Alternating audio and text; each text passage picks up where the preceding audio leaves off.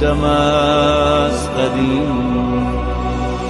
یا امام رضا سلام یا امام رضا سلام یا ماشاء اللہ لا حول ولا قوة الا باللہ العلی العظیم اعوذ باللہ من الشیطان الرجیم بسم اللہ الرحمن الرحیم الحمد للہ رب العالمین بارئ الخلائق اجمعین ثم الصلاة والسلام والتحیة والاکرام علی سید الانبیاء والمرسلین الذي سمي في السماء بأحمد وفي الأرضين بأبي القاسم محمد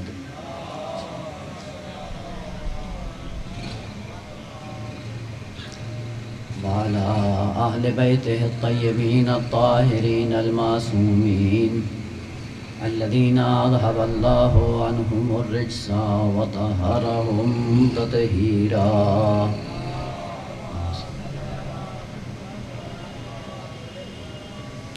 لا سيما بقية الله المنتظر روحي بأرواح العالمين لتراب مقدمه الفداء واللعنة الدائمة الأبدية على أعدائهم ملعونين من يوم عداوتهم إلى قيام يوم الدين وبعد يوم الدين ورحمة الله على محبيهم وشيعتهم ومواليهم أجمعين أما بعد فقد قال الله الحكيم بسم الله الرحمن الرحيم لقد خلقنا الإنسان في أحسن تقويم صلوات پڑھنے محمد علیہ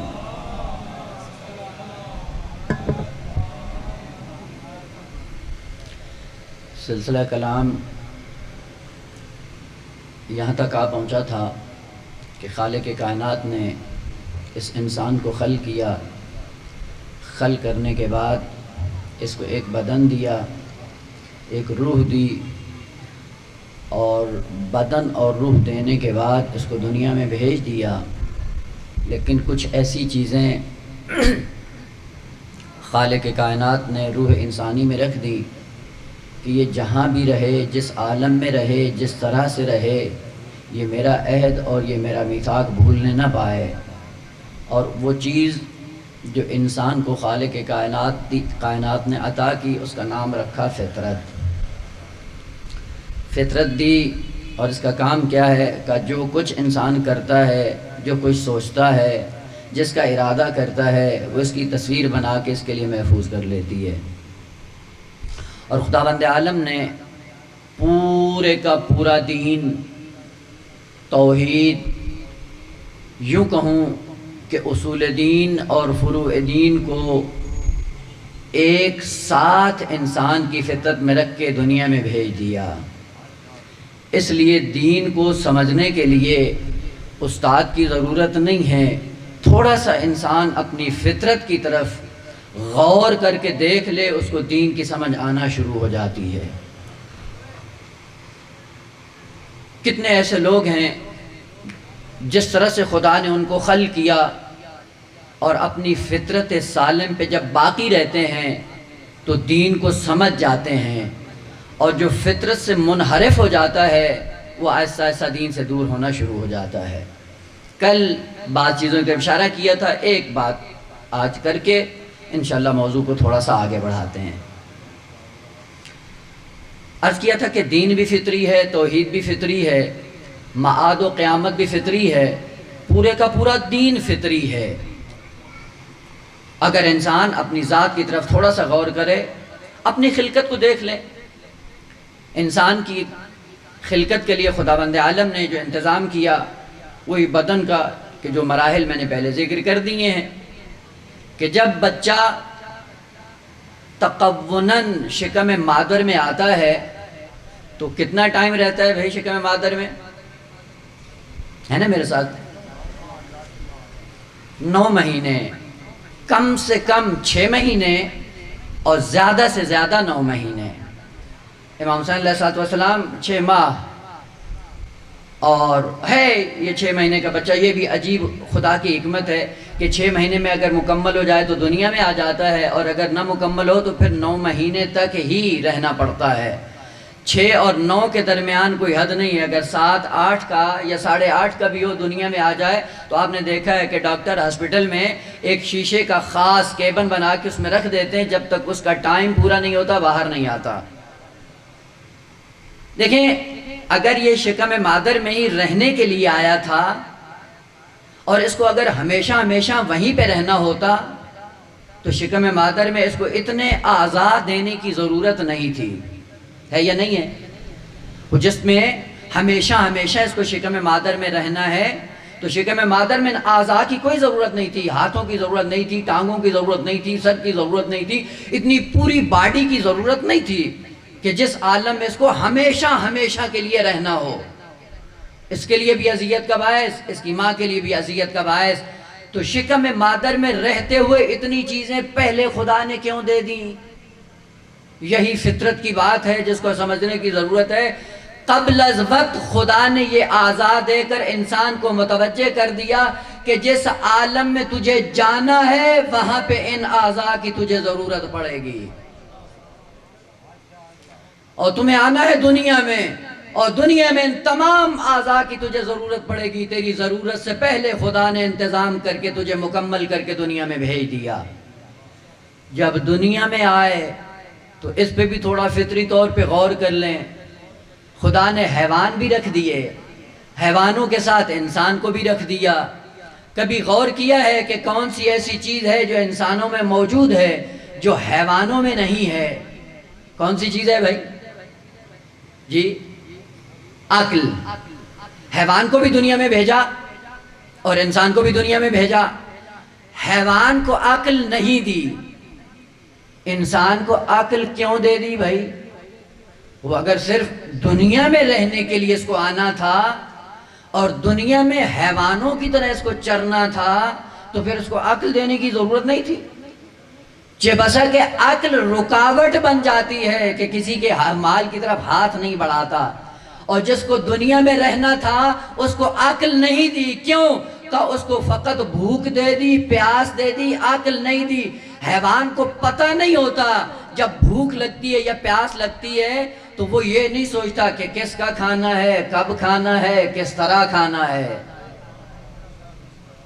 لہذا وہ بغیر تمیز کے کھاتا ہے۔ جس کو یہاں رہنا تھا اس کو عقل نہیں دی۔ عزیزان محترم، تجھے جو خدا نے عقل دی ہے کیوں دی ہے؟ یہی بتانے کے لیے کہ اے محترم، جس کو دنیا میں رہنا ہے اس کو عقل کی ضرورت نہیں ہے، اور جس کو دنیا کے بعد آگے کی زندگی گزارنی ہے اس زندگی کے لیے عقل کام آئے گی، قبل از وقت عطا کر دی۔ اور وہ عالم جہاں پہ جانا ہے آپ کو، اسی کا نام عالم برزخ ہے یا عالم قیامت ہے۔ رک کر ایک جملہ کہہ دوں، عموماً تصحیح ہوتی رہتی ہے، کہتے ہیں جی قیامت کے دن فلاں جانور مشہور ہوگا، فلاں جانور یہاں کھڑا ہوگا، فلاں یہ ہوگا، فلاں وہ ہوگا۔ سن لیں، قرآن نے یہ نہیں کہا ہے۔ اصلاً قرآن نے یہ بات ذکر ہی نہیں کی کہ جانور بھی قیامت کے دن کھڑے ہوں گے۔ جو جس عالم کے لیے خلق ہوتا ہے وہ اسی عالم میں رہتا ہے اور اسی عالم میں ہی ختم ہو جاتا ہے۔ یہ حیوان کیوں خلق ہوئے ہیں عزیز محترم؟ یہ آپ کے لیے خلق ہوئے ہیں، آپ استعمال کریں گے وہ اپنے مقصد کو پہنچ جائیں گے، لیکن آپ کو اس حیوان کو اپنے مقصد تک پہنچانا ہے۔ حیوان اگر عالم معاشر میں جائے گا تو آپ کے وجود سے ہوتا ہوا جائے گا۔ توجہ کریے گا، جملہ بڑا نازک ہے اور مطلب بڑا عظیم ہے جو قرآن نے ذکر کیا۔ جانور قیامت کے دن کھڑے نہیں ہوں گے، فوراً قرآن نے کہا وَإِذَا الْوُحُوشُ حُشِرَتْ۔ یاد کرو اس وقت کو کہ جس زمانے میں، جس عالم میں، جس جگہ پہ وحوش کہتے ہیں جانوروں کو، جب جانوروں کو محشور کیا جائے گا، دوبارہ زندہ کیا جائے گا۔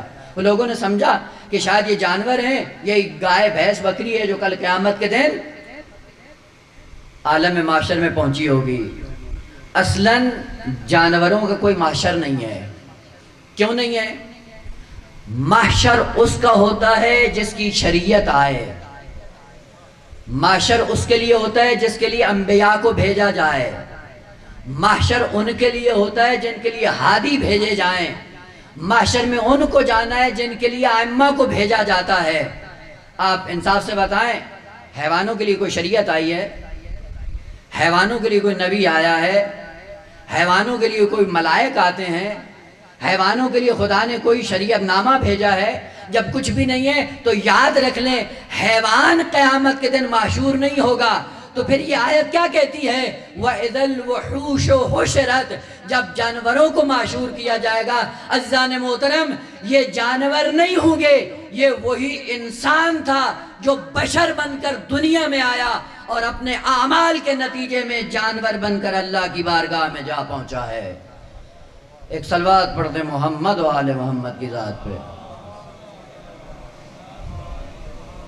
کتنے ایسے لوگ ہیں جو اپنے اعمال کے سائے میں اپنی انسانی شکل بگاڑ کر حیوان بن کر عالم معاشر میں پہنچ جاتے ہیں۔ دلیل عرض کر دوں،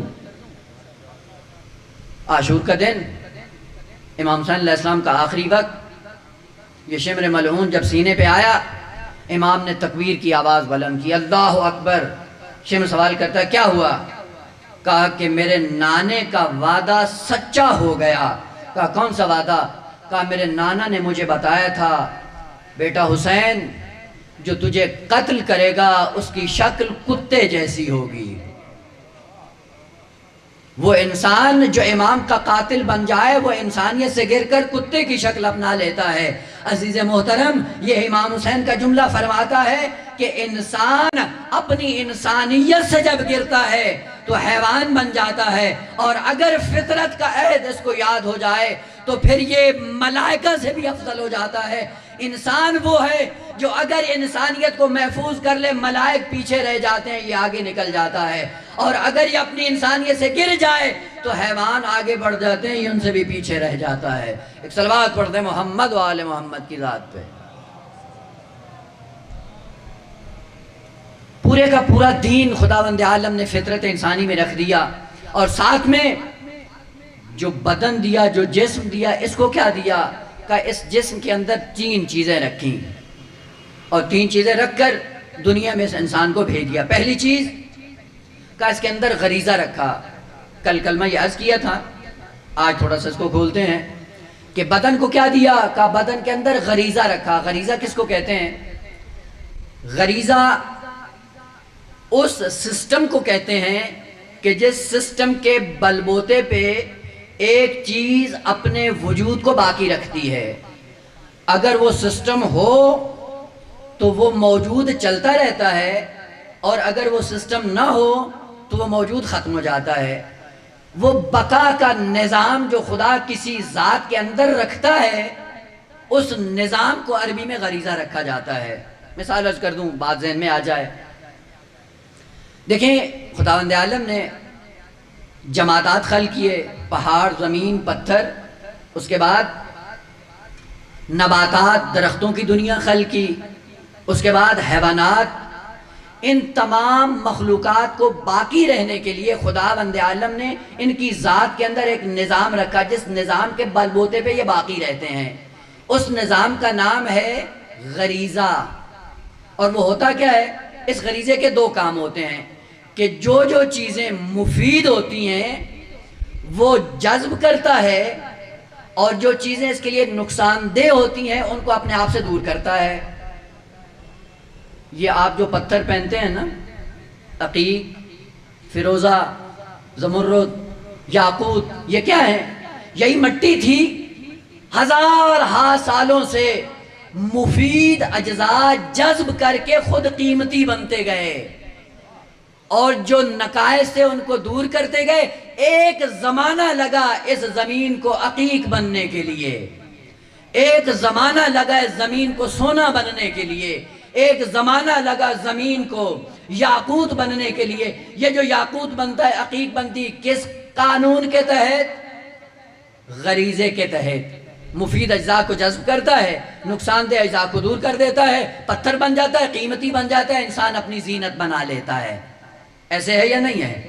اور پھر اس قیمتی پتھر کو خرید کے اپنے ہاتھ کی زینت بنا کے فخر و مباحات کرتا ہے، لیکن سوچتا نہیں ہے یہ عقیق بنی تو کیسے بنی، اور جب بنی تو کتنا زمانہ لگا۔ اس سسٹم کو عربی میں غریزہ کہا جاتا ہے، اور یہ جسم کا حصہ ہے، چونکہ پتھر بھی جسم ہے، درخت بھی جسم ہے، حیوان بھی جسم ہے، جو جسم ہے اس جسم کے اندر یہ نظام باقی ہے۔ اور بعد میں جب درخت کی طرف آتے ہیں دنیا ذرا اور زیادہ وسیع ہو جاتی ہے۔ آپ درخت کی جڑ میں ذرا گرم پانی ڈال کے دیکھیں، اگلے دن کیا ہوگا؟ مرجھا جائے گا۔ کیوں؟ اس کا مطلب ہے کہ یہ پانی گرم جو اس کی جڑ میں ڈالا ہے اس کی بقا کے لیے خطرہ تھا، اور وہ اپنا دفاع نہیں کر سکا۔ جس کی دفاعی پوزیشن ختم ہو جائے اس کی بقا بھی ختم ہو جاتی ہے۔ آپ کھاد ڈالتے ہو، وہ کھاد کو جذب کر کے دیتا کیا ہے؟ کھاد ڈالتے ہیں آپ، کھاد کیا چیز ہے؟ وہی گوبر ہے، کوئی گندگی ہے، آپ نے درخت کی جڑ میں ڈال دیا، لیکن درخت کو دیکھیں کیا کیا اس نے؟ آپ نے گوبر ڈالا، اس نے جذب کیا، بہترین سائے دار درخت بنا دیا اس نے اپنے آپ کو، اس پہ پھول لگ گئے، خوشبو آنے لگی، پھل لگ گیا۔ یہ پھل کیا ہے؟ کہ جو کچھ آپ ڈالتے ہو اس کارخانے میں سارے کا سارا یہ تبدیل ہوتا رہتا ہے۔ آم کھاتے ہیں، کبھی سوچا کریں یہ آم کیا تھا؟ کہ یہ وہی گوبر تھا، لیکن ایک سسٹم میں آنے کے بعد گوبر درخت بنا، درخت پہ پھول لگے، پھول پہ پھل لگا، پھل لگنے کے بعد آپ بڑی لذت سے کھاتے ہیں، سوچتے نہیں ہیں کیسے بن گیا۔ وہ انسان بھی ایسے ہی ہیں، جو عظیم انسان ہوتے ہیں اور جو پست لوگوں کا مقابلہ کرتے ہیں، دونوں میں فرق یہ ہوتا ہے جو پست ہوتا ہے وہ گالیاں دیتا ہے، اور جو عظیم ہوتا ہے وہ گالیاں لے کر اسی کو پھولوں میں تبدیل کر دیتا ہے۔ اور جیسے ہی پھولوں میں تبدیل کرتا ہے اخلاق حسنہ کا مالک ہو جاتا ہے، سامنے والا جھک جاتا ہے۔ یہی وجہ تھی کہ شام سے آنے والا نجس انسان بنو امیہ کی تبلیغات کے سائے میں آ کر حسن مجتبیٰ کو گالیاں پہ گالیاں دیتا ہے، لیکن جو انسانی پیکر میں آتا ہے اور انسانیت کا امام بنتا ہے وہ کہتا ہے مجھے لگتا ہے تو مسافر ہے، مدینے کا رہنے والا نہیں ہے۔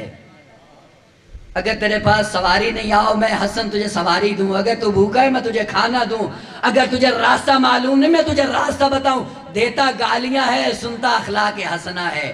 یہی سے پتہ چل جاتا ہے حیوان کون ہے، انسان کون ہے۔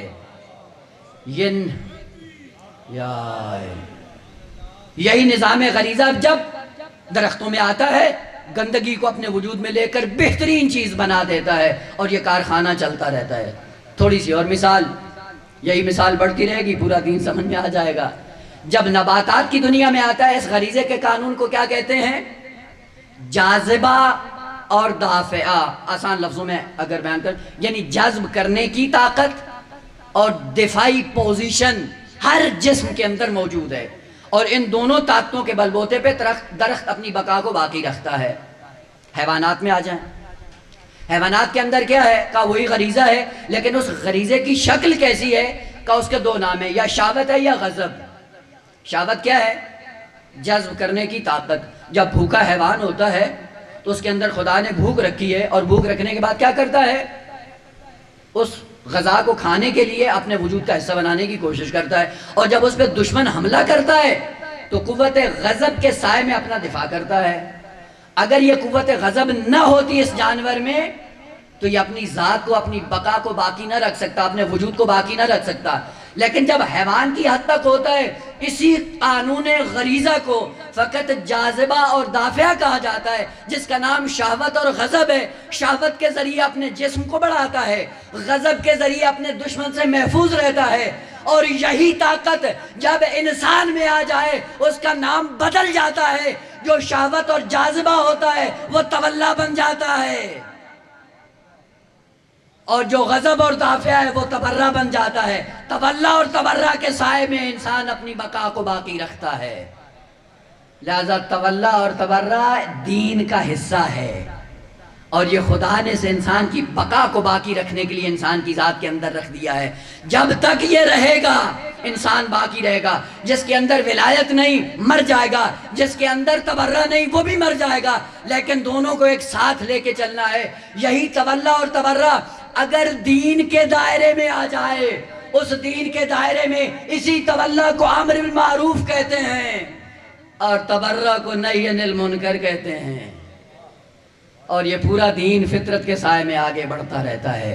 یہ غریزہ خدا نے رکھ دیا، اور اس غریزے کے بلبوتے پہ جمادات بھی چلیں گے، نباتات بھی چلیں گے، حیوان بھی رہے گا، انسان بھی رہے گا۔ جس دن یہ قانون انسان کی ذات سے ختم ہو گیا، اسی دن یہ انسان مر جائے گا۔ دیکھیں یہ چھوٹا سا موبائل ہے، آپ ہمیشہ استعمال کرتے ہیں، کبھی غور کیا ہے اس موبائل کو استعمال کرنے میں؟ جب موبائل جس کمپنی کا آپ لیتے ہیں، بعض ایسی اپلیکیشنز ہوتی ہیں جو اس کمپنی نے اس موبائل میں ڈالی ہوتی ہیں، اور اگر آپ ڈیلیٹ بھی کرنا چاہیں تو نہیں ہوتی۔ بعض ایسی اپلیکیشنز ہوتی ہیں جو آپ خود ڈالتے ہیں، جب چاہیں ڈال لیں، جب چاہیں ختم کر دیں۔ غریزہ اس اپلیکیشن کا نام ہے جو کارخانے والے نے ڈالی ہے، جو ڈال دی ہے تو رہے گی، وہ ختم نہیں ہو سکے۔ اگر آپ نے نکال دی یہ ختم ہو جائے گا، لیکن بعض اپلیکیشنز ہیں جو تمہیں خود ڈالنی ہے، چاہو تو ڈال لو، چاہو تو نکال لو۔ جتنا ڈالتے جاؤ گے اتنا عظیم ہوتے جاؤ گے، اگر نکالتے جاؤ گے پست ہوتے جاؤ گے۔ یہی وجہ تھی کہ پیغمبر خاتم جب معراج میں گزارا گیا ان کو بہشت سے، پیغمبر صاحب نے کیا دیکھا؟ کہ فرشتے ہیں جو بلڈنگ بنا رہے ہیں، کچھ ہیں جو بیٹھے ہوئے ہیں، کچھ ہیں جو بلڈنگ گرا رہے ہیں۔ پیغمبر اسلام نے پوچھا یہ ماجرا کیا ہے؟ کہا یا رسول اللہ آپ خود جا کر ان سے سوال کر لیجئے کیا کر رہے ہیں۔ جو بنا رہے تھے ان سے پوچھا بھئی کیا کر رہے ہو؟ کہا جو دنیا میں انسان زندگی بسر کر رہے ہیں، ہم ان کے یہاں پہ محل تیار کر رہے ہیں۔ تو کہا پھر بیٹھے کیوں ہو؟ کہا میٹیریل دنیا سے آتا ہے، میٹیریل دنیا سے آتا ہے، جب آتا ہے بناتے ہیں، جب نہیں بھیجتے ہیں رک جاتے ہیں۔ تو جو گرا رہے تھے ان سے پوچھا بھئی آپ کیا کر کیوں گرا رہے ہو؟ کہ پیچھے سے آرڈر آتا ہے، وہ جب آرڈر آتا ہے گرا دیتے ہیں۔ وہ آرڈر کیا ہے عزیز؟ یہیں بیٹھ کے مسجد امام حسین میں۔ اور یہ عجیب رنگ ہے انسان کی منافقت کا، جب سامنے آتا ہے تعریفوں کے پل باندھا ہے، اور جب چلا جائے تو اس کی ماں بہن ایک کر دیتا ہے۔ جیسے ہی اٹھ کے جاتے ہو اپنی زبان کو آلودہ کرتے ہو، غیبت منہ پہ آتی ہے، جو محل بنایا ہوا تھا وہ ملائک وہیں پہ گرانا شروع کر دیتے ہیں۔ چاہو تو بنا لو، چاہو تو گرا دو، یہ آپ پہ ڈیپینڈ کرتا ہے۔ اور یہ بھی ذہن سے نکال دو کہ خدا نے بہشت بنا کے رکھی ہے، یہاں سے مریں گے اٹھا کے ہمیں وہاں پہنچا دیا جائے گا، نہ، قرآن نے یہ تصور پیش نہیں کیا۔ قرآن نے کیا کہا ہے؟ کہ جنت بھی آرڈر پہ تیار ہوتی ہے، جہنم بھی آرڈر پہ تیار ہوتی ہے، جو کرو گے ویسے بنے گی، آپ کے اختیار میں ہے۔ چاہے تو جہنم آرڈر پہ بک کروا لو، چاہو تو بہشت کو اپنے آرڈر پہ بک کروا لو، بنے گی آپ کے عمل سے، آپ کی معرفت سے۔ اگر معرفت ہے تو بنے گی، اگر عمل ہے تو بنے گی، اور اگر علم و عمل سے خالی ہو تو کچھ بھی نہیں بنے گا۔ یہ امید نہ رکھنا کہ خالی ہاتھ جائیں گے تو زہرا کا لال ہے، اس میں کوئی شک نہیں کہ زہرا کا لال ہے، لیکن زہرا کا لال اسی کی شفاعت کرے گا جس کی کوئی کڑی اس سے ملتی ہوگی۔ الطیبون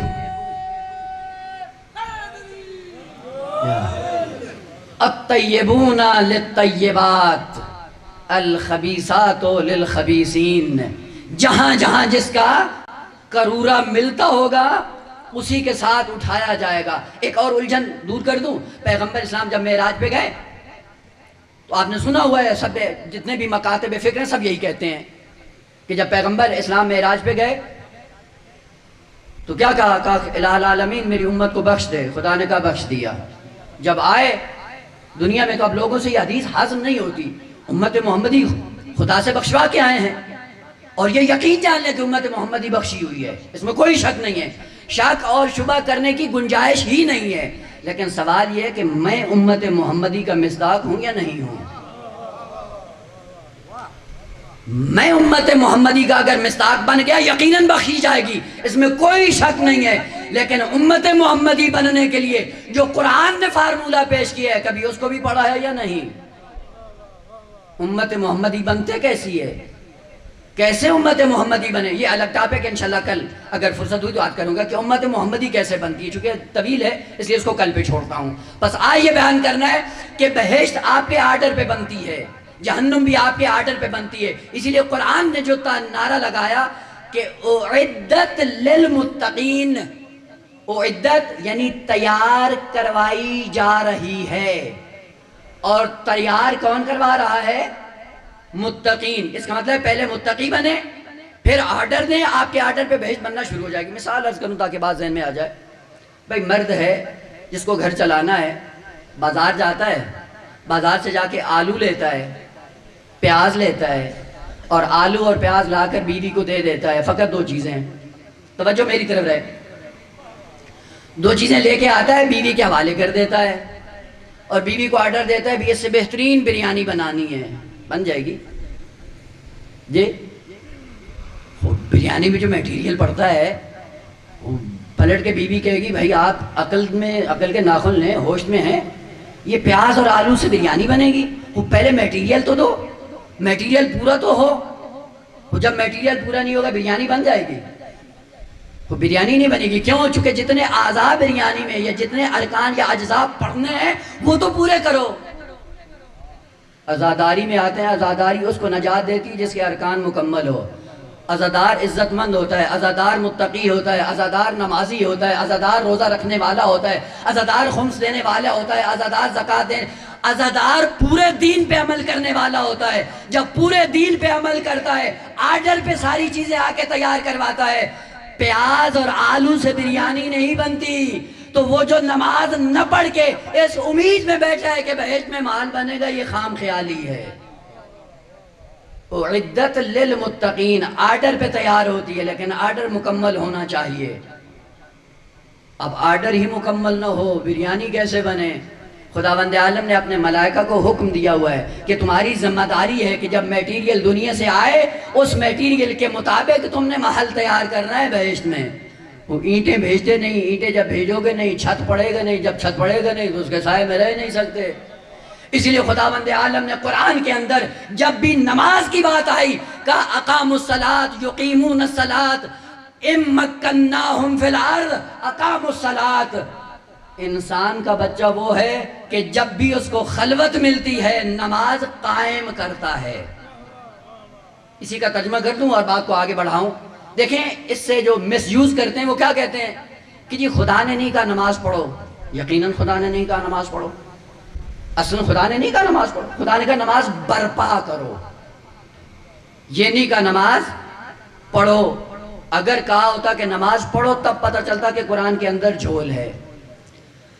جو نماز برپا کرتے ہیں وہ معصومین کے ساتھ ہوتے ہیں، اور جو نماز پڑھتے ہیں وہ معصوموں سے دور ہو جاتے ہیں. میدان کربلا میں 72 تھے جنہوں نے نماز برپا کی، آج بھی زندہ ہیں. اور لشکر حسین میں نماز پڑھنے والے تھے، خود بھی نابود ہو گئے. دنیا رہتی تک لعنت برس رہی ہے اور لعنت برسا رہی ہے دنیا ان پہ. عزیزان جب فرصت ہو جائے تو نماز کو برپا کرو. نماز پڑھنے والا نجات نہیں ملتی اس کو. وہ کیسے برپا کرے؟ نماز کو برپا کرنا ہے. نماز کی حقیقت کیا ہے؟ معصوم فرماتے ہیں الصلاۃ عماد الدین یا الصلاۃ عمود الدین. نماز دین کا ستون ہے. مجھے انصاف سے بتائیں ستون پڑھے جاتے ہیں یا ستون کھڑے کیے جاتے ہیں؟ ستون پڑھے نہیں جاتے، ستون کھڑے کیے جاتے ہیں. جب ستون کھڑا ہوتا ہے تو اس پہ چھت آ جاتی ہے. جب ستون گرا ہوا ہو تو چھت نہیں ہوتی. میٹیریل لے لے آپ، سریا ہے، اینٹ ہے، سیمنٹ ہے، ریت ہے، سارا کچھ ہے میٹیریل آپ کے پاس، لیکن آپ نے پلر بنا کے اس کو قائم نہیں کیا، وہ بھی ضائع ہو جائے گا، آپ کو بھی تحفظ نہیں ملے گا. لیکن اگر آپ نے اسی کو کھڑا کر دیا تو آپ کے لیے خیمہ بن جائے گا، خود بھی محفوظ ہو جائے گا، آپ کو بھی محفوظ کر دے گا. عزیز محترم، یہ نماز اگر ستون بن کر تیری زندگی میں ظاہر ہو، وہ خود بھی محفوظ رہے گا، تجھے بھی محفوظ کر دے گا. اور اگر وہ قائم نہ ہوا، وہ میٹیریل بھی ضائع ہو جائے گا، تو بھی ضائع ہو جائے گا. نماز برپا کرنے کے لیے کرنا کیا ہے؟ کہا جب نماز برپا ہوتی ہے اس کے اوپر تیرا دین کھڑا رہتا ہے.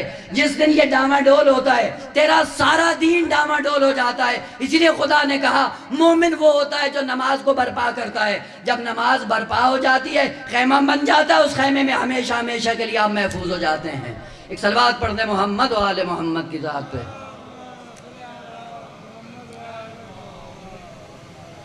نماز کو برپا کرنا ہے، قائم کرنا ہے۔ بعض لوگ کہتے ہیں جی قائم ہم نے تو دل میں کر لی، کیونکہ پڑھنے تو حکم ہے نہیں، قائم دل میں ہو گئی۔ تو دل میں قائم نہیں ہوتی، جو دل زندہ ہوتے ہیں، جو دل پاک ہوتے ہیں، جو دل پاکیزہ ہوتے ہیں، ان سے پاکیزگی ہی باہر آتی ہے۔ کوزے سے وہی نکلتا ہے جو اس کے اندر ہوتا ہے۔ امام سجاد کے پاس ایک شخص نے آ کے سوال کیا، مولا ہم نے دیکھا ہے کہ جب دشمن اقتدار پہ ہوتا ہے تو وہ اتنا ظلم کرتا ہے جس کی حد نہیں، اور جب باری آپ کی آتی ہے تو آپ اتنا رحم کرتے ہیں کہ دشمن شرما جاتا ہے۔ معصوم نے فرمایا کوزے سے وہی نکلتا ہے جس کے اندر ہوتا ہے۔ اگر اندر پاک ہو پاکیزگی آتی ہے، اور اگر اندر غلاظت ہو غلاظت باہر آتی ہے۔ بس نماز کو برپا کرنا ہے، جو نماز برپا ہو جاتی ہے وہ خیمہ بنتا ہے، اور یہ خیمہ آرڈر پہ بنتا ہے۔ اگر آپ آرڈر اچھائیوں کا دیتے رہیں گے بہشت بنتی رہے گی، اور اگر آرڈر نجاست و غلاظت کا دیا ہے تو جہنم بن رہی ہے۔ اور آپ کو کرنا کیا ہے؟ آپ کو کرنا یہ کہ جب مریں گے اپنے آرڈر پہ تیار شدہ محل میں جا کے بیٹھ جائیں گے۔ ہوتے ہیں لوگ جا کے دبئی میں بیچارے مزدوری کرتے ہیں، کوئی سعودیہ چلا گیا، کوئی دبئی چلا گیا، کوئی کہیں چلا گیا، اور وہاں پہ بیچارہ ساری زندگی اپنی گوا دیتا ہے، اور وہاں سے پیسہ بھیجتا رہتا ہے، آرڈر پہ مکان بنتا رہتا ہے، اور جب گھر آتا ہے تو بڑے سکون سے اس میں زندگی بسر کرتا ہے۔ اگرچہ بیچارے اکثر ایسے ہیں جو وہاں پہ اپنی زندگیاں تباہ کر دیتے ہیں، نالائق اولاد کے ہاتھ میں چڑھ جاتا ہے، نہ اپنے آپ کو محفوظ کر سکتے ہیں نہ اپنے والدین کو محفوظ کر سکتے ہیں۔ یہ بھی انسان کی ایک کم عقلی ہے یا کم اہلی ہے کہ جس کی وجہ سے سارا سرمایہ ضائع کر دیتا ہے۔ لیکن خداوند عالم نے کہا انسان یہ تیرا سرمایہ میں نے تیرے ہاتھ میں دیا ہے، اس سرمایہ کو جو چاہو گے جتنا بڑھاتے چلے جاؤ گے بڑھتا چلا جائے گا۔ اور بتا دوں کہ کیسے بنتا ہے محل، البتہ کل کی گفتگو میں انشاءاللہ عرض کروں گا۔ یہ ایک درجہ ہے بہشت کا کہ بہشت بنانے کے لیے اتنی لمبی چوڑی زحمت کرنے کی ضرورت نہیں ہے۔ معصوم فرماتے ہیں اگر خلوص دل سے ایک صلوات پڑھ دو کئی محل تیار ہو جاتے ہیں۔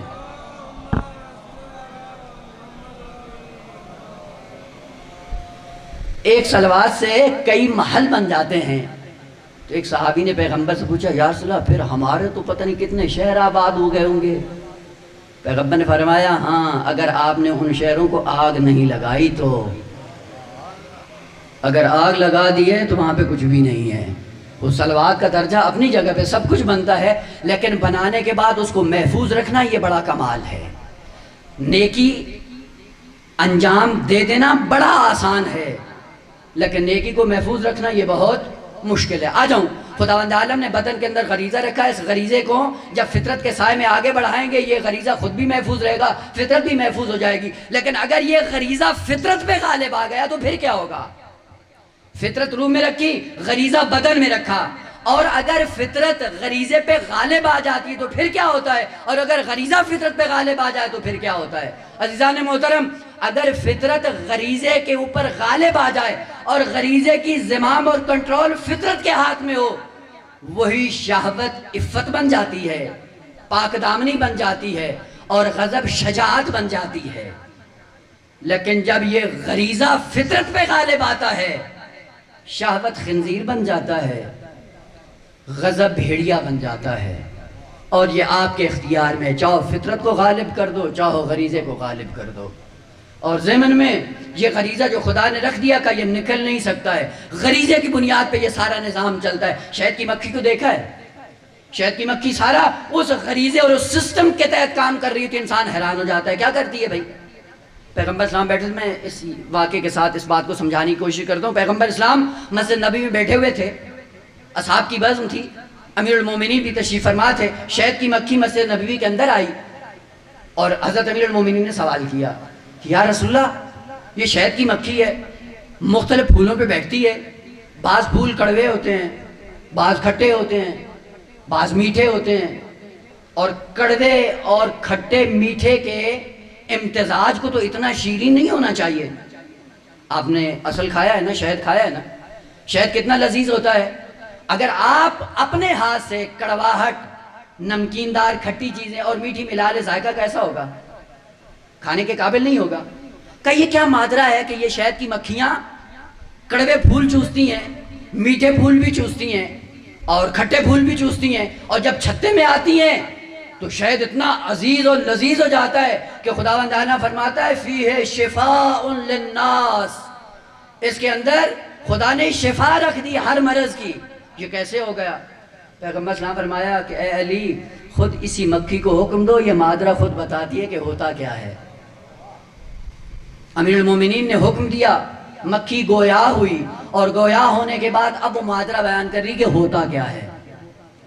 کہتی ہے کہ ہمارا ایک چھتا ہے جس میں ہم سب آ کر اپنے اس جوس کو رکھتے ہیں، اس چھتے کے باہر آپ نے دیکھا ہوگا، یہ جو بزرگ جنہوں نے یہ شہد کا کبھی کیا ہو تو ان کو پتا ہوگا، اس چھتے کے باہر ایک موٹی مکھی ہوتی ہے، عربی میں اس کو کہا جاتا ہے یاسوب النحل، نحل کہتے ہیں شہد کی مکھی کو، یاسوب یعنی جو مکھیوں کا سردار ہے، امام ہے، راہبر ہے، لیڈر ہے۔ یہ مکھی کہتی ہے کہ ہمیں آرڈر ہوتا ہے کہ جانا ہے پھولوں پہ بیٹھنا ہے، اور پھولوں پہ بیٹھنے کے بعد اس رس کو چوس کر آنا ہے۔ معصوم فرماتے ہیں شیعتنا کالناحل، ہمارے شیعہ شہد کی مکھی کی طرح ہیں۔ کبھی سوچا ہے؟ ایک گندی مکھی ہے اور ایک شہد کی مکھی ہے۔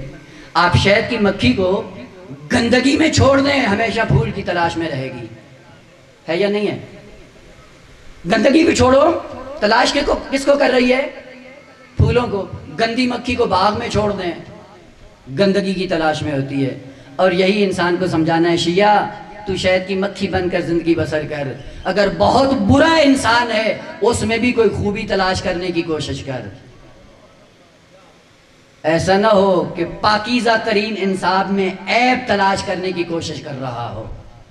کتنے ایسے پاکیزہ انسان ہیں اور ہماری کوشش کیا ہوتی ہے؟ اس میں عیب تلاش کر رہے ہوتے ہیں، پھر کہتے ہیں یہ ہم حسین کے ساتھ مشہور ہوں گے۔ نہ، جو گندی مکھی بن کر پاکیزہ انسانوں میں عیب تلاش کرتا ہے وہ گندی مکھی بن کر قیامت کے دن مشہور ہوگا۔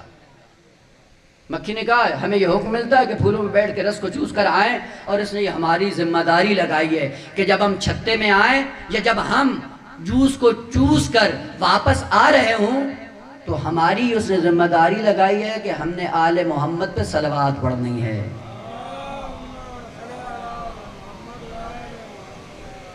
کہا جب ہم جوس کو چوس لیتے ہیں پھول سے، اس کے بعد ہم صلوات پڑھتے ہیں۔ جو صلوات پڑھ لیتا ہے اس کا جوس میٹھا ہو جاتا ہے، اور جو نہیں پڑھتا ہے اس کا جوس ویسے کا ویسا رہتا ہے۔ اور جب وہ جوس لے کے ہم چھتے کے قریب آتے ہیں تو وہ یاسوب النال وہاں پہ کھڑا ہو کر ہمارا منہ سونگھتا ہے۔ جس نے پڑھی ہو اس کو اجازت ہوتی ہے اندر جانے کی، اور جس نے نہ پڑھی اس کو وہیں پہ قلم کر دیتا ہے۔ جب اس نے یہ مادرہ بیان کیا، پیغمبر اسلام کے لب گویا ہوئے، فرمایا یا علی انت یاسوب الدین، تو دین کا سردار ہے، قیامت کے دن تو دیکھے گا جس نے تجھ پہ صلوات پڑھی ہوگی اس کو بہشت کی اجازت ملے گی، اور جو تیرا دشمن ہوگا اس کو وہیں پہ دو نیم کر کے جہنم میں ڈال دے گا۔ ایک صلوات پڑھنے محمد و آل محمد کی ذات پہ۔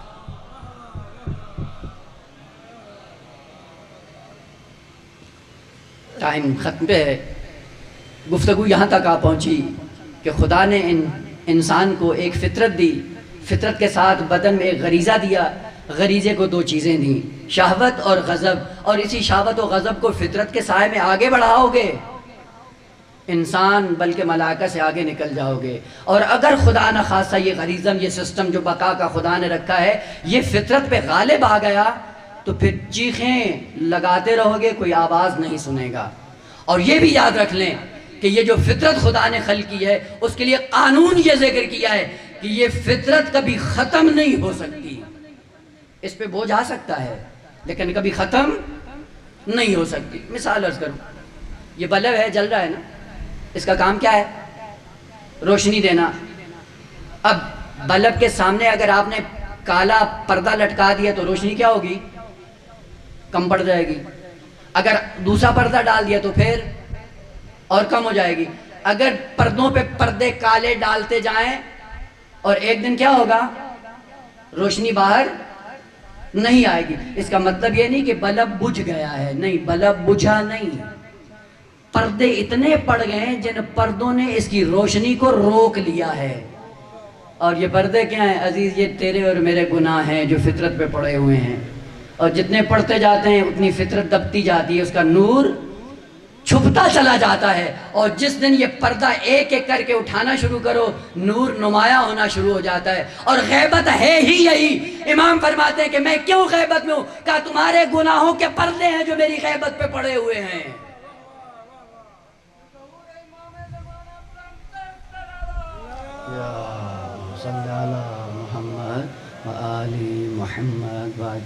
یہ پردے ہیں جو پڑے ہوئے ہیں، ایک ایک پردہ کر کے ہٹاتے جاؤ، جس دن سارے پردے ختم ہو جائیں گے غیبت ختم ہو جائے گی، میں حاضر ہو جاؤں گا۔ پردہ اٹھانے کے لیے کیا کریں بھائی؟ وہ بعض لوگ ہیں جنہوں نے وظیفہ بتایا، البتہ باس مہدویت کی نہیں ہے، ضمناً بات آگئی عرض کر رہا ہوں کہ مہدویت میں فقط یہ نہیں ہے کہ دعائیں کرتے رہو، دعاؤں کا اثر اپنی جگہ پہ، لیکن کرنا کیا ہے؟ مقام عمل میں جب تک نہیں اتریں گے یہ غیبت کے پردے ختم نہیں ہوں گے۔ مثلا فرض کریں ابھی یہ علم ہے لگا ہوا ہے، آپ بیٹھ کے دعا کرتے رہیں، یہ گر جائے گا؟ یہ نہیں گرے گا۔ آپ امتحان کر لیں، تجربہ کر لیں، پاک و پاکیزہ ہو کے 2 رکعت نماز بھی پڑھ لیں، سارا کچھ کر لیں، دعائیں بھی پاکیزہ بھی ہو جائیں کہ یہ سائڈ پہ ہو جائے، نہیں ہوگا۔ کیا کریں گے؟ اگر آپ اس کو سائڈ پہ کر رہے ہیں تو کیا کریں؟ اٹھ جائیں، اٹھ کے کھڑے ہوں، ہاتھ سے اٹھا کے سائڈ پہ کر دیں۔ دعا کرنا ذمہ داری، اس کا فلسفہ الگ ہے، انشاءاللہ کل عرض کروں گا، دعا کا فلسفہ الگ ہے، لیکن غیبت کا پردہ ہٹے گا تب جب ہم مقام عمل میں اتر کر اس غیبت کے پردے کو ہاتھ سے الگ کریں تاکہ مہدی آخر الزمان ظہور کریں۔ ایک صلوات پڑھ دیں محمد و آل محمد کی ذات پہ۔ فطرت پہ جب پردہ پڑتا ہے فطرت بجھ جاتی ہے، ختم نہیں ہوتی۔ اگر وہ پردہ اٹھا لیا جائے تو فطرت روشن ہو جاتی ہے۔ اسی لیے امیر المومنین نہج البلاغہ میں ارشاد فرماتے ہیں وَوَاتَرَا إِلَيْهِمْ أَنْبِيَاءَهُ لِيُثِيرُوا لَهُمْ دَفَائِنَ الْعُقُولِ۔ خداوند عالم نے مسلسل اپنے انبیاء کو بشریت کے اندر بھیجا، کس لیے؟ کہا جو ان کی فطرت پہ غبار پڑا ہوا ہے اس فطرت کے اوپر پڑے ہوئے غبار کو اٹھانے کے لیے انبیاء کو بھیجا۔ جب پردہ اٹھ جائے گا، غبار ختم ہو جائے گا، فطرت خود بخود دین کو قبول کر لے گی۔ فطرت کے اوپر جب غبار پڑ جاتا ہے، آپ آئینہ لے لیں، آئینے کا کام ہے شکل دکھانا، لیکن آئینے کے اوپر اگر ریت پڑ جائے تو اب آپ اپنا چہرہ نہیں دیکھ سکتے۔ ریت کو اٹھائیں، جیسے ریت اٹھائیں گے شیشہ اپنا کام دکھانا شروع کر دے گا۔ جب فطرت سے آپ غبار کو ہٹاؤ گے تو فطرت اپنا کام کرنا شروع کر دیتی ہے۔ بس فطرت دی اس لیے کہ آپ کو کمال تک جانا ہے، اور غریزہ دیا جو فطرت کے لیے معاون بن جاتا ہے، ان دونوں کو ایک ساتھ چلایا مکمل انسان بن جاؤ گے۔ اور اگر اس فطرت کو دبا دیا اولئک کالانعام بل ھم اضل، اب یہ جو فطرت دی تو پھر ایک مرد کیسے بن گیا اور ایک خاتون کیسے بن گئی، یہ ایک الگ موضوع ہے کہ انشاءاللہ کل عرض کروں گا۔ اور ہم اس جھانسے میں ہیں کہ جی مرد بنایا خدا نے تو ہم باکمال ہیں، جی خاتون بنایا تو خاتون ہم سے معاذ اللہ پست ہے، کہتے ہیں نا، کہتے ہیں نہیں کہتے؟ ایک مرد ہے ایک عورت ہے، خوب عورت اور مرد کمالات کی دنیا میں خدا کی نگاہ میں برابر ہیں یا نہیں ہیں؟ وہ پھر بڑے اس سے اہتمام سے کہتے ہیں نہیں جی خاتون تو مرد کے برابر نہیں ہے۔ کیوں نہیں ہے بھائی؟ کہتے ہیں جی خاتون ناقص العبادت ہوتی ہے، ناقص العقل ہوتی ہے، ناقص المیراث ہوتی ہے۔ وہ یہ چیزیں پڑھنے کے بعد اب پھر اپنے آپ کو بافضیلت ثابت کرنے کی کوشش کرتے ہیں۔ اب دامن وقت میں گنجائش نہیں، کل انشاءاللہ عرض کروں گا کہ دین کا موقف کیا ہے۔ اسی لیے امیر المومنین ہمیشہ نوحہ بیان کرتے چلے گئے کہ لبس الاسلام و لبس الفرو مقلوبہ، کہ اسلام کا چہرہ میرے پیغمبر کے جانے کے بعد 25 سال کے اندر اتنا الٹ گیا کہ جو اسلام کے محسنات تھے وہ سیئات میں تبدیل ہو گئے اور سیئات محسنات بن گئے۔ اور اگر ایک چیز کا چہرہ بگاڑ دیا جائے تو حقیقت سامنے نہیں آتی۔ آپ قمیض الٹی پہن کے بازار میں چلے جائیں، قمیض الٹی پہن کے بازار میں چلے جائیں، ایسے لوگ دیکھیں گے آپ کا مذاق اڑائیں گے یا نہیں؟ مذاق اڑائیں گے نا؟ کیوں اڑا رہے ہیں؟ میری حرکت کی وجہ سے۔ میں نے کیا کیا ہے؟ اپنے لباس کو الٹا پہنا ہوا ہے، خود سیدھا پہنو، لوگ بات نہیں کریں گے۔ کیوں آج اسلام پہ غرب کی بچھاڑ ہے کہ اسلام میں یہ کمزوری، اسلام میں یہ کمزوری، اسلام میں یہ کمزوری۔ مشکل کیا ہے کہ مسلمانوں نے اسلام کی تعلیمات کا چہرہ ہی بگاڑ دیا ہے۔ اگر چہرہ وہی رہتا، کسی کو جرأت نہ ہوتی کہ اسلام کے اوپر آ کر انگشت نمائی کرتا۔ اور وہ یقین جان لیں، جہاں اسلام کا حقیقی چہرہ نظر آتا ہے وہیں پہ غرب اسلام کو قبول کرنے کے لیے مجبور ہو جاتا ہے۔ کل عرض کروں گا، جب فطرت پہ غبار آتا ہے تو فطرت بجھ جاتی ہے۔ اگر کوئی فطرت سے پردہ اٹھانے والا ہو تو فطرت نورانی ہو جاتی ہے۔ شاید یہی وجہ تھی کہ حر جب حسین کی بارگاہ میں آیا تھا فطرت پہ پردہ پڑا ہوا تھا، اور جب تک فطرت پہ پردہ تھا حسین کے ذوالجناح کی باغ میں ہاتھ ڈال کے حسین کو روک رہا تھا، لیکن جب حسین نے وہ پردہ اٹھا دیا تو پہلا شہید کربلا بن گیا۔ فطرت جب پاکیزہ ہوتی ہے اپنی نورانیت ظاہر کرتی ہے۔ حسین آگے کربلا میں، حر لشکر لے کے پہنچ گیا، نماز کا وقت ہوتا ہے۔ امام نے کہا تو بھی مسلمان ہے، ہم بھی مسلمان ہیں، تو بھی نماز پڑھ، میں بھی نماز پڑھتا ہوں۔ یہ حر کا ادب تھا جس کی وجہ سے اس کو توبہ کی توفیق ہوئی۔ کہا آپ زہرا کے لال ہو، یہ کیسے ہے کہ تو نماز پڑھا رہا ہو اور میں الگ امام جماعت بن جاؤں؟ یہی پاکیزگیاں ہوتی ہیں انسان کی جو اس کی نجات کا سبب بن جاتی ہیں۔ نماز پڑھ لی، نماز پڑھنے کے بعد امام جانا چاہ رہے ہیں، پھر روک لیا اس نے۔ حسین نے کہا راستہ کیوں روکتا ہے؟ کہا مجھے امیر نے حکم دیا ہے کہ تجھے اسیر کر کے لے جاؤں۔ وہاں پہ امام نے ایک جملہ کہا اور وہی جملہ اس کی نجات کا سبب بن گیا، اے حر ثقلت کا امک، تیری ماں تیرے غم میں روئے۔